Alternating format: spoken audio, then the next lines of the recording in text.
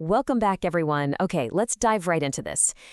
Expanding your vocabulary really shouldn't be some endless, agonizing exercise in rote memorization. It's really about building an arsenal of language, just word by word, until you can express exactly what you mean with absolute precision. So today, we're tackling a brand new challenge that is going to dramatically sharpen how you communicate. We're mastering 12 absolutely essential words that you're going to encounter everywhere, from your daily news feed all the way to your favorite novels. Let's get started on our explainer for today. This right here perfectly illustrates exactly where our mission begins today. We are focusing directly on Lesson 22 from our source, 504 Absolutely Essential Words. And hey, this isn't just a random list. It's a carefully curated selection of words specifically designed to elevate your comprehension and your expression. By the end of our time together, these 12 specific words won't just be words on a page anymore. They are going to be active tools in your everyday vocabulary toolkit. To make these words really stick, we've grouped them by theme. Here is the game plan. 1. Words of law and order. 2. Actions and reactions. 3. Personal life and stability. And 4. A word spotlight on the prefix bene. Let's jump straight into Section 1. Words of law and order. We're stepping right into the realm of crime, justice, and authority here. Our very first essential word is warden. A warden is a keeper, a guard, or the person in charge of a prison. It stems from this idea of guarding or watching over something. When you hear this word, you should immediately think of ultimate authority within a confined, highly regulated space. It's a really powerful noun that sets a scene of strict oversight. Let's put this into a real-world, almost cinematic context. The warden found himself facing 200 defiant prisoners. I mean, you can literally feel the tension there, right? The word warden here isn't just some boring job title. It represents the solitary figure of authority standing against a total wave of rebellion. Context like this is absolutely the best way to lock a definition into your memory. Next up in our law and order theme is a pretty heavy one: homicide. The definition is stark and direct: a killing of one human being by another, murder. It's a clinical, legal term that obviously carries the ultimate gravity. Understanding this word is crucial because it's the exact terminology used in legal proceedings and journalism to describe the taking of a life. And here we see homicide in its natural habitat, an investigative context. The police were baffled as to who was responsible for the homicide. Notice how that sentence immediately evokes a mystery for us. It shows that homicide is the formal term investigators use when a tragic crime has occurred. It's not just a sad event. It's a highly specific legal situation that requires solving.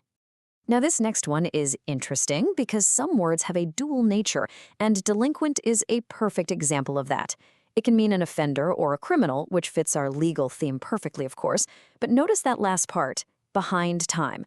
If you're late paying your credit card bill or, say, your club dues, your account is considered delinquent. It's a fascinating word because it applies to both breaking the law and breaking a schedule. To really lock in the legal definition, check out this example. The youthful delinquent tried to avoid going to jail. In this sentence, the context of trying to avoid jail time firmly anchors delinquent to its meaning as an offender or criminal. By seeing the word surrounded by related concepts like jail, your brain naturally builds stronger connections to remember the definition. Moving right along to Section 2, Actions and Reactions. Let's shift gears from the courtroom to the dynamic ways we all interact. We've got a really powerful contrast here. We're comparing acknowledge, which is admitting something is true, directly against reject, which is refusing to take, use, believe, or grant. Learning opposites together is an incredibly effective cognitive trick.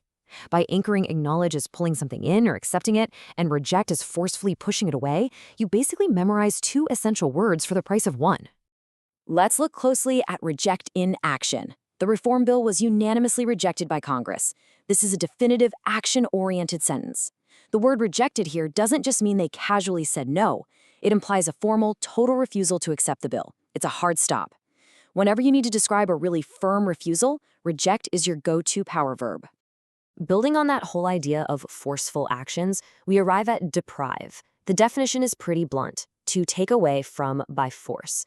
This isn't about just misplacing your keys. This is about an active removal, often leaving a void or causing hardship. It's a word that carries some heavy emotional weight because it inherently implies loss and unfairness. Let's look at the real-world, slightly melancholic impact of this word. The poor man was deprived of a variety of things that money could buy. The context here shows us that being deprived doesn't always have to mean a physical robbery. It can be a circumstantial force, like poverty, that takes away opportunities and comforts.